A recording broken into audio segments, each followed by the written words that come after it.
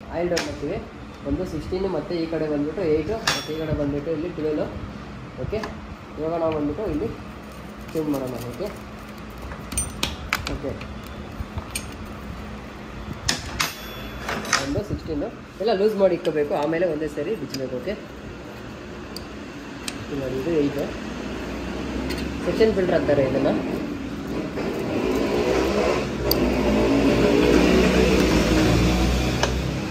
ಮತ್ತು ಈ ಕಡೆ 12.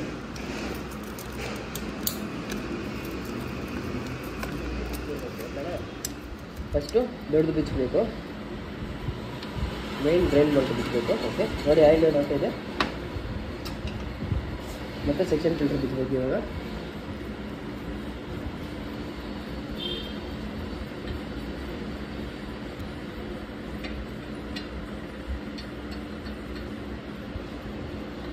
ನೋಡಿ ಫ್ರೆಂಡ್ಸ್, ಆಯಿಲು ಫುಲ್ ಬ್ಲ್ಯಾಕ್ ಆಗಿಬಿಟ್ಟಿದೆ, ಕಾಣಿಸ್ತಾ ಇದೆಯಾ? ನೋಡಿ ನೋಡಿ ಫ್ರೆಂಡ್ಸ್, ಇವಾಗ ಇಲ್ಲಿ ನೋಡಿ ಫ್ರೆಂಡ್ಸ್, ಇದು ಬೋರಿಂಗು. ಇಲ್ಲಿ ನೋಡಿ ಎಷ್ಟು ಗಲೀಜಿದೆ ಅಂತ ಹೇಳ್ಬಿಟ್ಟು. ನೋಡಿ ಇದು ನೋಡಿ ಕಾಣಿಸ್ತಾ ಇದೆಯಾ? ಕಾಣಿಸ್ತಾ ಇದೆಯಾ? ಇದರಿಂದ ನಮಗೆ ಇಂಜಿನ್ ಪರ್ಫಾರ್ಮೆನ್ಸ್ ಕರೆಕ್ಟಾಗಿ ಆಗೋಲ್ಲ, ಇಂಜಿನ್ ಆಯಿಲ್ ಸರ್ಕ್ಯುಲೇಷನ್ ಕರೆಕ್ಟಾಗಿ ಆಗೋಲ್ಲ, ನಮಗೆ ರಫ್ ಥರ ಇರ್ತದೆ ಇಂಜಿನು. ಸೊ ಅದನ್ನು ನಾವು ಕ್ಲೀನ್ ಮಾಡಿ ಹಾಕಬೇಕು. ಓಕೆ, ಸೊ ಇಷ್ಟು ನಮಗೆ ಕೆಳಗಡೆ ಆಯಿಲ್ ಡೌನ್ ಆಗಿದೆ. ಇವಾಗ ಈ ಕಡೆ ಆಯಿಲ್ ಫಿಲ್ಟ್ರಿಗೆ ಓಪನ್ ಮಾಡಿ.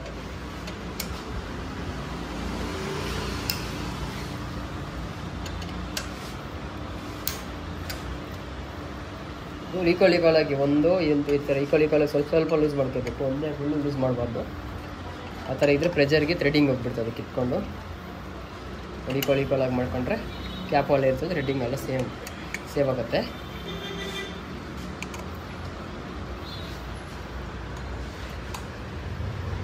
ಈ ಥರ ಈಕ್ವಲ್ ಆಗಿ ಇಟ್ಕೊಂಡು ಇಟ್ಕೊಳ್ತಾರೆ ನಮಗೆ.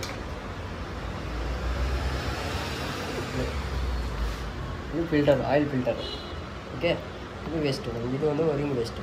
ಓಕೆ, ಮತ್ತು ಇದರೊಳಗಡೆ ಇನ್ನೊಂದು ವರಿಂಗ್ ಬರುತ್ತೆ. ನೋಡಿ ಇದು ಕರೆಕ್ಟಾಗಿ ಫಿಟ್ ಮಾಡಿಲ್ಲ ಅವ್ರು, ನೋಡಿ ಈ ಥರ ಬಂದಿದೆ, ಇದು ಕರೆಕ್ಟಾಗಿ ಫಿಟ್ ಮಾಡಿಲ್ಲ, ಹಾಕ್ಬಿಟ್ಟು ಹಂಗೆ ಬ್ಲಾಕ್ ಮಾಡಿಬಿಟ್ಟಿದ್ದಾರೆ. ಇದರಿಂದ ಆಯಿಲ್ ಸರ್ಕ್ಯುಲೇಷನ್ ಕರೆಕ್ಟಾಗಿ ಆಗಲ್ಲ.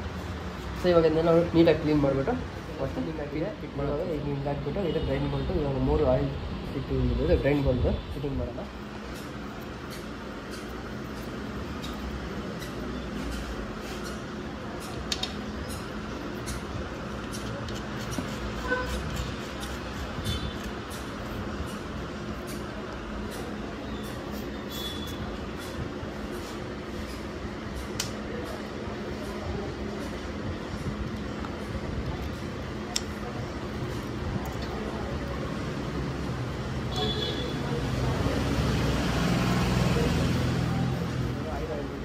ಬೋರಿಂಗ್ ಬರುತ್ತೆ ಮತ್ತು ಇದು ಆಯಿಲ್ ಫಿಲ್ಟರ್ ಬರುತ್ತೆ.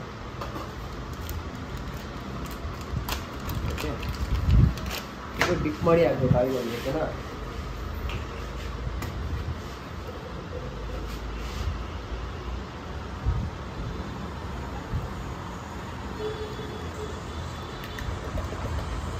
ಈ ಥರ ನೀವು ಮೆಜರ್ ಇಟ್ಕೊಂಡ್ಬೇಕಾದ್ರೆ ಒಳ್ಳೆ ಹಿಂಗೆ ಹೊರಗಡೆ ನೀಟಾಗಿ ತಂದುಬಿಟ್ಟು ಮತ್ತು ಆಯಿಲಲ್ಲಿ ಡಿಪ್ ಮಾಡಬೇಕು.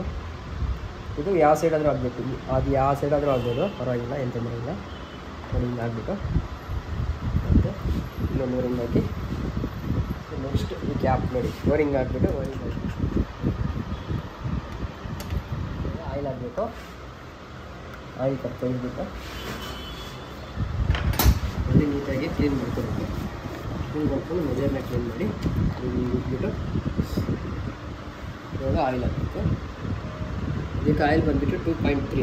ಓಕೆ, ನಾವು 2.1 ಹಾಕ್ಬಿಟ್ಟು ಕೆಳಗಡೆ ಇಳಿಸ್ಕೊಂಡು ಇವಾಗ ಬಿಡಿಸ್ತಾ ಇದ್ದೀವಿ. ಓಕೆ,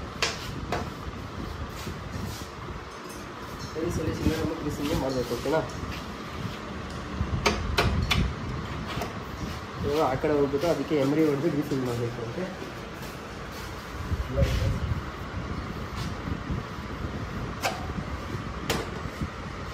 ಕಾಣಿಸುತ್ತಾ? ಕ್ಲೀನ್ ಮಾಡ್ತೀವಿ.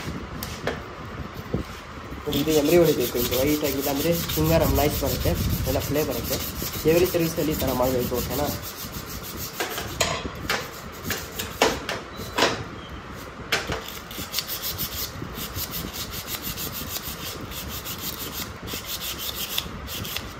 ಥರ ಎಮ್ರಿ ಮಾಡಿಬಿಟ್ಟು ಒರೆಸ್ಬಿಟ್ಟು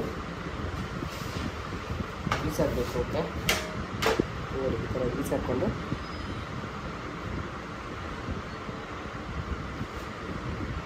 ಮತ್ತು ಆಕ್ಸಲ್ಲು ಅದಕ್ಕೆ ಫಿಟ್ಟಿಂಗ್ ಮಾಡಬೇಕು.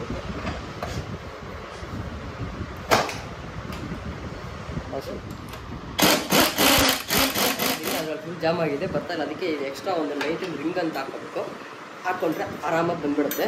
ನಾವು ಬ್ರೇಕ್ ಡಿಸ್ಪ್ಲೇನ ತೆಗೆದು ಎಮ್ರಿ ಮಾಡಿ ಹಾಕಬೇಕು. ಬ್ಯಾಕ್ ವೀಲ್ ಅಂದರೆ ಈ ಸರ್ವಿಸಲ್ಲಿ ಬ್ಯಾಕ್ ಕ್ಲೀನಿಂಗ್ ಬರ್ತದೆ, ಬ್ಯಾಕ್ ವೀಲ್ ಕ್ಲೀನಿಂಗು.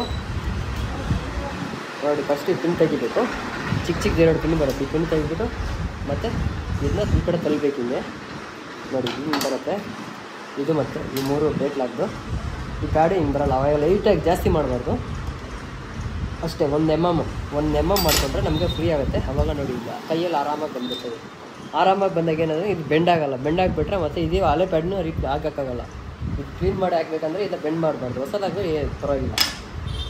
ನೋಡಿ ಹಿಂಗೆ ತೆಗೆದ್ರೆ ಆರಾಮಾಗಿ ಬಂದ್ಬಿಡ್ತದೆ. ನೋಡಿ ಈ ವೈರು ನಾವು ಈ ಕೇಬಲ್ ತೊಗೋಬೇಕು, ಬ್ರೇಕ್ ಕೇಬಲ್ಲು. ಯಾಕಂದರೆ ಇವಾಗ ವೀಲ್ ಆಕ್ಸಲ್ ಬಿಚ್ಚಿಬಿಟ್ಟು ಕ್ಯಾಲಿಬರ್ ಬಿಚ್ಚಿಬಿಟ್ಟು ಇಲ್ಲೆಲ್ಲ ಗ್ರೀಸಿಂಗ್ ಮಾಡಬೇಕಲ್ಲ, ಅದಕ್ಕೆ ಫಸ್ಟ್ ಇವೆರಡು ತಗೋಬೇಕು. 3 ತಗೊಂಡು ಆಮೇಲೆ ಈ ಕಡೆ ವೀಲ್ ಆಕ್ಸಲ್ ಬಿಟ್ಟು ಲೂಸ್ ಮಾಡ್ಕೋಬೇಕು.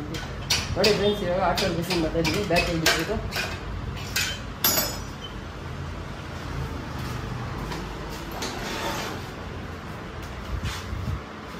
ನೋಡಿ ಬ್ಯಾಕ್ ನೋಡಿ ಇದು ಎಷ್ಟು ನೋಡಿ ಎಷ್ಟು ಇದೆಯೋ ಇನ್ನೂ ಆಚೆ ತಗೋಬೇಕು. ಮತ್ತು ಕ್ಯಾಲಿಬರು ಹಿಂಗೆ ಅಲ್ಲಾಡಿಸಿ ಈ ಕಡೆ ಸ್ವಲ್ಪ ಹಿಂದೆ ತಗೋಬೇಕು. ಹಿಂಗೆ ತಗೊಂಡು ಹಿಂಗೆ ತಗೋಬೇಕು. ಇನ್ನೊಂದು ಬಿಸ್ ಬರುತ್ತೆ ನೋಡಿ, ಬಿಸ್ ತಗೊಂಡು ಬಿಟ್ಬಿಟ್ಟು ತಗೊಂಡು ಹಿಂಗೆ ತಗೋಬೇಕು. ನೋಡಿ ಈ ಥರ ತಗೋಬೇಕು, ಗಲೀಜಿರುತ್ತೆ. ಸೊ ಇವಾಗ ನಾವು ಕ್ಲೀನ್ ಮಾಡಬೇಕು.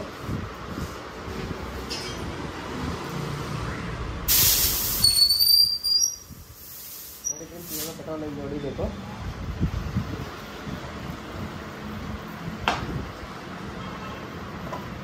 ಎಲ್ಲ ಈ ಥರ ಪೆಟ್ರೋಲ್ ಹೊಡ್ಕೊಬೇಕು ಬುಷ್ಗೆ ಮತ್ತು ಇದಕ್ಕೆ ಇಲ್ಲಿ ಎಲ್ಲ ಸರಿ. ಇಲ್ಲೆಲ್ಲ ಪೆಟ್ರೋಲ್ ಹೊಡ್ಬಿಡ್ಬೇಕು ಫುಲ್ಲು.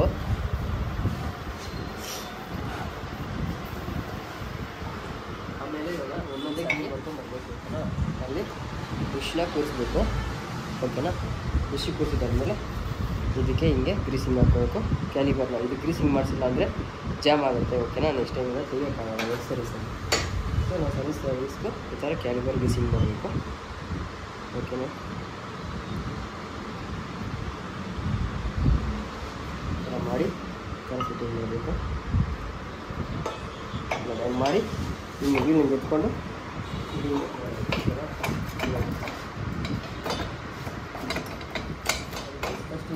ಇದು ಲೈನ್ಸ್ ಬಂದೈತೆ ಅಡ್ಜಸ್ಟಬಲ್. ಈ ಕಡೆ ಲೈನ್ಸ್ ಇಲ್ಲ, ಈ ಕಡೆ ಲೈನ್ಸ್ ಇದೆ. ನಮಗೆ ಗೊತ್ತಾಗುತ್ತೆ ಇಲ್ಲಿ ಚೈನ್ ಅಡ್ಜಸ್ಟ್ಮೆಂಟ್ ಬಂದಿದೆ. ಹಾಗಾಗಿ ಹಿಂಗೆ ಹಾಕಬೇಕು. ಓಕೆನಾ, ಹಿಂಗೆ ಹಾಕಬೇಕು.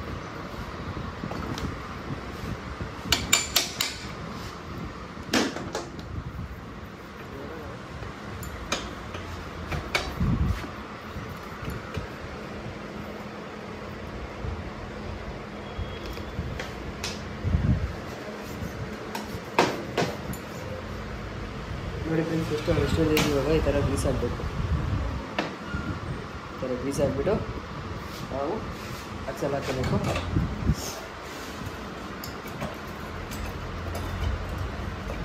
ಹಿಂಗೆ ಲೈಟ್ ಮಾಡ್ಕೊಂಡು ಇಲ್ಲಿ ಲೈನ್ಸ್ ಮಾಡ್ಕೊಂಡು ಇಲ್ಲಿ ಕ್ಲಿಪ್ಲೆ ಚೆಕ್ ಮಾಡ್ತೀವಿ. ಕ್ಲಿಪ್ಲೆ ಎಲ್ಲ ಕಡೆ ಒಂದೇ ಥರ ಇರಬೇಕು ನೋಡಿ, ಎಲ್ಲ ಕಡೆ ಒಂದೇ ಥರ ಇದೆ.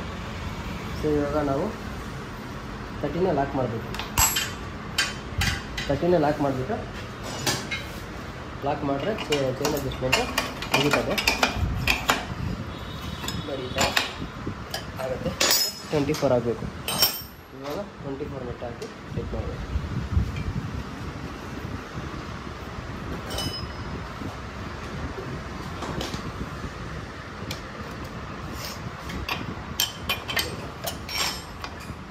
ನೋಡಿ ಫ್ರೆಂಡ್ಸ್, ಇವಾಗ ಬ್ಯಾಕ್ ವೀಲ್ ಆಯಿತು. ಹಿಂದುಗಡೆ ಬ್ರೇಕ್ ಪ್ಯಾಡ್ ಹಾಕಬೇಕು. ಇಷ್ಟನ್ನು ಒಳಗಡೆ ತಂದ್ಕೋಬೇಕು. ಸರಿ, ಇಷ್ಟನ್ನು ಒಳಗಡೆ ಬಂದಮೇಲೆ ಆಮೇಲೆ ಈ ಕಡೆ ಮೈನ್ ಪೀಸ್ ಏನು ಮಾಡಬೇಕಂದ್ರೆ ನೋಡಿ ತೋರಿಸ್ತೀನಿ. ಇಲ್ಲಿ ನೋಡಿ ಈ ಪೈಪ್ ಇದೆ ಅಲ್ಲ, ಇದನ್ನ ಕರೆಕ್ಟಾಗಿ ಇದರಲ್ಲಿ ಹಾಕಿ ಲಾಕ್ ಮಾಡಬೇಕು. ಹೀಗೆ ಅದನ್ನ ಲಾಕ್ ಮಾಡಿಲ್ಲ ಅಂದರೆ ಈ ಕಡೆ ಪ್ಲೇಟ್ಗೆ ಟಚ್ ಆಗುತ್ತೆ, ಇಲ್ಲ ಟೈರ್ಗೆ ಟಚ್ ಆಗುತ್ತೆ. ಅವಾಗ ಏನಾಗುತ್ತೆ ಅಂದರೆ ಬ್ಯಾಕ್ ಡಿಸ್ಪ್ಲೇ ಹಾಕೋಣ.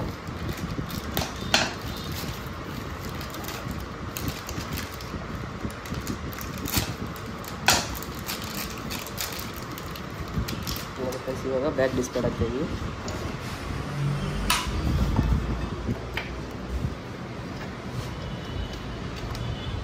ನೋಡಿ ಒಂದು ಪ್ಯಾಡ್ ಹಾಕಿ ಮತ್ತೆ ಈ ಥರ ಲಾಕ್ ಹಾಕಬೇಕು.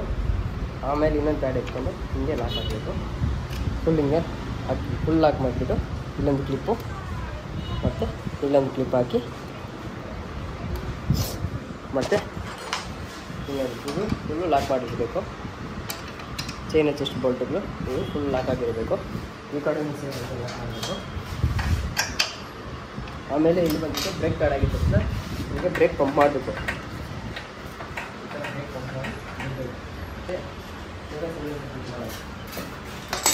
ಲಾಸ್ಟಲ್ಲಿ ಡಿಸ್ಕಲ್ ಚೆಕ್ ಮಾಡೋಣ. ಅದರಲ್ಲಿ ಸ್ವಲ್ಪ ಕಡಿಮೆ ಇದೆ. ಇವಾಗ ಟಾಪಪ್ ಮಾಡೋದು ಚೆನ್ನಾಗಿ ಸರಿಯಾಗುತ್ತೆ. ಆಯಿಲ್ ಚೆನ್ನಾಗಿದೆ, ಬಟ್ ಟಾಪಪ್ ಮಾಡಬೇಕು. ಟಾಪಪ್ ಮಾಡಿದ್ದೀವಿ, ಫುಲ್ ಸರೀಸ್ ಆಯಿತು. ಲಾಸ್ಟಲ್ಲಿ ಬೆಡ್ಡಿಂಗ್ ಬೋಲ್ಟ್ ಟೈಟ್ ಮಾಡಬೇಕು. ಇವಾಗ ಟೈಟ್ ಫುಲ್ ಟೈಟ್ ಆಗಿದೆ ನೋಡಿ. ಇದೆಲ್ಲ ಫುಲ್ ಟೈಟ್ ಇದ್ದಾವೆ ನೋಡಿ. ಇವೆಲ್ಲ ಸಣ್ಣ ಪುಟ್ಟ ಚೆಕ್ ಮಾಡ್ಕೋಬೇಕು. ಮೈನು 21 ಚೆಕ್ ಮಾಡಬೇಕು. ಈ ಥರ ಎಲ್ಲ ಚೆಕ್ ಮಾಡ್ಕೋಬೇಕು.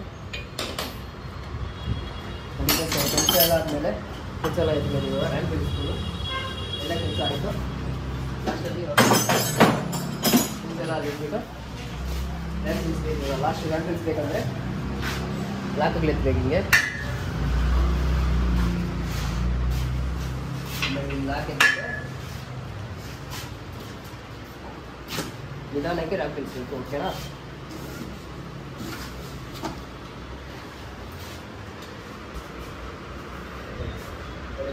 ರ್ಯಾಂಪ್ ಇಳಿಸ್ಬೇಕು.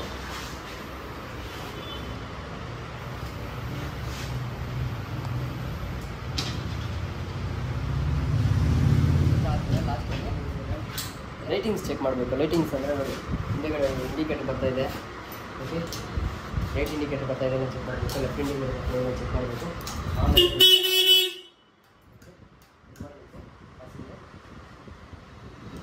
ಓಕೆನಾ? ಇವೆಲ್ಲ ಚೆಕ್ ಮಾಡಿ ಬ್ರೇಕ್ ಲೈಟ್ ಚೆಕ್ ಮಾಡಬೇಕು. ಆಮೇಲೆ ಸ್ಟಾರ್ಟ್ ಮಾಡಿ ಈ ಕಡೆ ಬಂದು ಇವಾಗ ಲಾಸ್ಟಲ್ಲಿ ಎಲ್ಲ ಆದಮೇಲೆ ನಾವು ಬಂದ್ಬಿಟ್ಟು ಟ್ಯೂನಿಂಗ್ ಕಾರ್ಬೋರೇಟರ್ ಟ್ಯೂನಿಂಗ್ ಚೆಕ್ ಮಾಡಬೇಕು. ಟ್ಯೂನಿಂಗ್ ಮಾಡ್ಕೊಳ್ಬೇಕು. ಆವಾಗ ಕಸ್ಟಮರ್ ಸ್ಯಾಟಿಸ್ಫ್ಯಾಕ್ಷನ್ ಆಗುತ್ತೆ.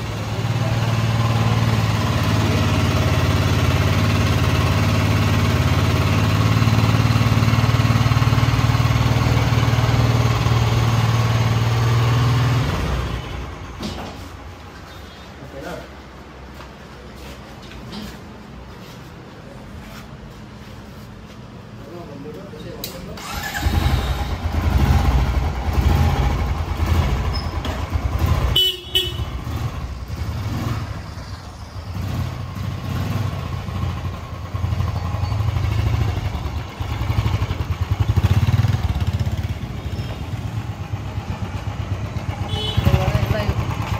ಎಲ್ಲ ಕರೆಕ್ಟಾಗಿದೆ. ಫ್ರೆಂಡ್ಸ್ ಇದು ವಾಟರ್ ಸರ್ವಿಸ್ ಮಾಡಬೇಕು.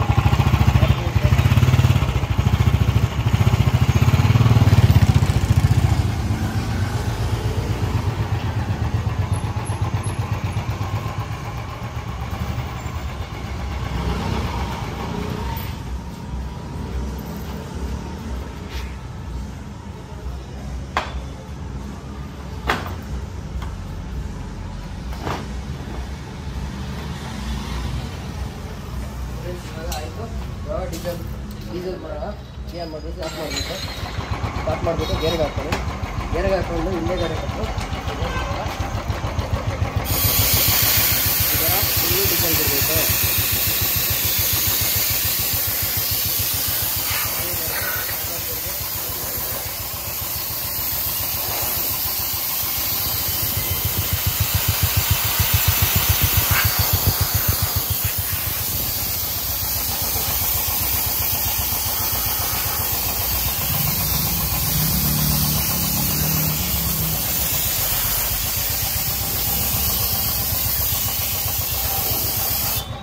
ನೋಡಿ ಫ್ರೆಂಡ್ಸ್, ಇವಾಗ ಡೀಸೆಲ್ ವಾಶ್ ಮಾಡ್ತಾ ಇದೆ. ಇವಾಗ ಕಸ್ಟಮರ್ ಯಾರು ಬಂದಿದ್ದಾರೆ. ಅವ್ರ ಗಾಡಿಗೆ ಇದು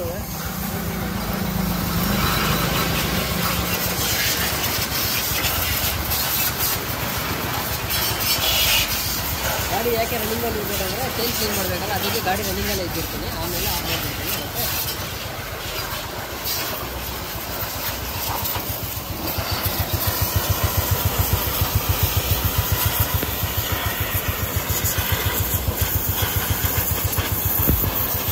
ನೋಡಿ ಫ್ರೆಂಡ್ಸ್, ಎಷ್ಟು ಇವಾಗ ಚೈನ್ ಕ್ಲೀನ್ ಮಾಡೋದು ಹೀಗೆ, ಅದಕ್ಕೆ ವಾಚಿಂಗ್ ಮೇಲೆ ಗಾಡಿ ರನ್ನಿಂಗಲ್ಲಿ ಇಟ್ಟಿರ್ತೀವಿ. ಓಕೆನಾ? ಈಗ ವಾಟರ್ ವಾಶ್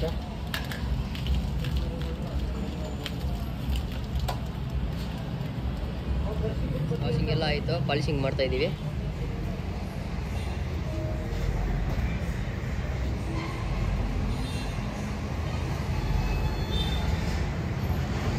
ನೋಡಿ ಕಟಿಂಗ್ ಆಯಿಲ್ ಹೊಡಿತಾ ಇದ್ದಾರೆ ಟೆಕ್ನಿಷಿಯನು.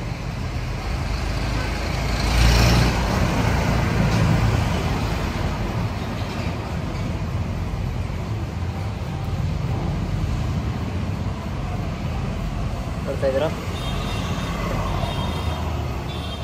ಎಲ್ಲ ಗಾಡಿ ರೆಡಿಯಾಗಿದೆ, ಸರ್ವಿಸ್ ಆಗಿದೆ, ವಾಟರ್ ವಾಶು ಪಾಲಿಶು ಎಲ್ಲ ಆಗಿದೆ, ಫುಲ್ ರೆಡಿ ಇದೆ ಗಾಡಿ. ಇವಾಗ ಕಸ್ಟಮರ್ ಬಂದ ತಕ್ಷಣ ಡೆಲಿವರಿ ಮಾಡೋದಷ್ಟೇ. ಸೊ ನೋಡಿ ಗಾಡಿ ಹೆಂಗಿದೆ, ವಾಟರ್ ವಾಶ್ ಎಲ್ಲ ನೋಡಿ ಹೆಂಗಿದೆ ನೋಡಿ. ನೋಡಿ ಗಾಡಿ ಫಸ್ಟ್ ಹೆಂಗಿತ್ತು, ಇವಾಗ ಹೆಂಗಿದೆ ನೋಡಿ. ಅದು ಸರಿಯಾ?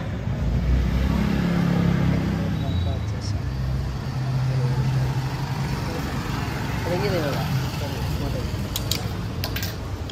ಎಷ್ಟು ಗಾಡಿ ಗಿದ್ದಂಗೆ ಇವಾಗ ಹೆಂಗಿದೆ? ತಪ್ಪಾಗಿತ್ತು ನೋಡಿ ಫ್ರೆಂಡ್ಸ್, ಕಸ್ಟಮರ್ ಎಷ್ಟೇ ಹೋಗಿ ಬಂದಿದ್ದಾರೆ, ಸ್ವಲ್ಪ ರಿವ್ಯೂ ತಗೊಳ್ಳಿ. ಸರ್ ಇವಾಗ ಹೆಂಗಿದೆ ಗಾಡಿ? ಎಷ್ಟಿಗಿತ್ತು? ಸ್ಮೂತಾಗಿದೆ. ಅಷ್ಟಕ್ಕೆ ಮುಂಚೆ ರಫ್ ಆ್ಯಂಡ್ ಟಫ್ ಆಗಿತ್ತು, ಭಾಳ ಸ್ಮೂತಾಗಿ ಕ್ಲೀನಾಗಿ. ಪರವಾಗಿಲ್ಲ ಅಷ್ಟೇ. Thank you sir.